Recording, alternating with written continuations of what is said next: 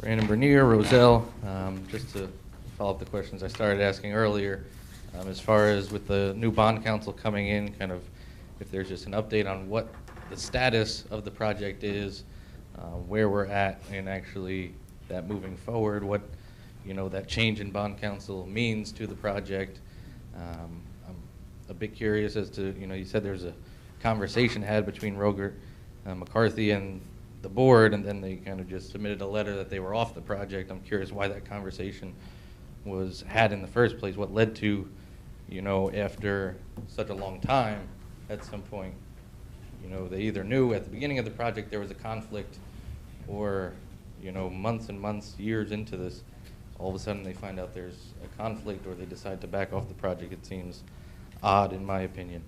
I did want to clarify. I know I maybe upset a few people at the end of the last meeting, questioning, campaign contributions, things like that. And I think a lot of the people on the other side of this project that support it will claim that anyone who's against it is out for, political reasons, or, trying to make a statement and not really caring about the project. And I just want to say that's, entirely not true. At the last meeting, I actually came from around the corner at Trinitas.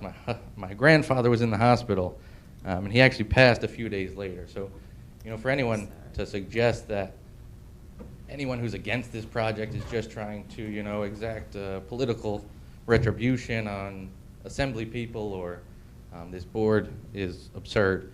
We come here and we go to the council meetings in Roselle, the Board of Ed meetings, because we care about the actual impact this project is going to have on not just us, but the 22,000 people in Roselle.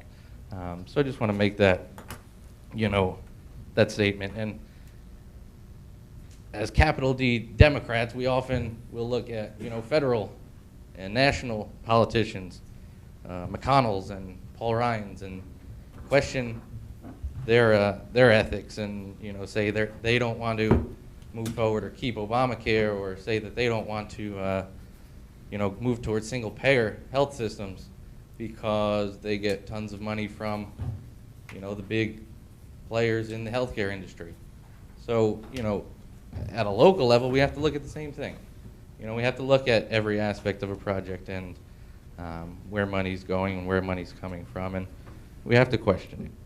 We can't, as Democrats, yell at the Republicans at a federal level and say, they're so bad. They might have, people in their pockets, and not at least do our homework here and, ask the question. I'm not suggesting that anything was done illegally or that anything was unethical.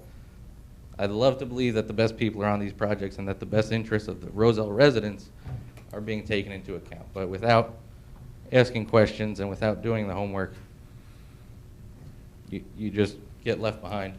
And, a few meetings back, it was before Freeholder Mirabella was here, I mentioned the letter I had on my wall from him. It was September of 2003, actually. I went to the Junior National Youth Leadership Conference in DC when I was about 11. And I guess they put out some type of memo to the county or something that I sent out when I was young, or my parents did. But you sent me a letter and thanked me for, being involved and taking a step towards the unity. And I just wanted to share that story again now that he was here at the meeting. So, just a general update on that project, what this bond council change actually means going forward, and if there's any more clarity on why, or what type of conflict of interest, or what exactly led to Rogert, after such a long period, deciding now to step aside, would be appreciated. Thanks.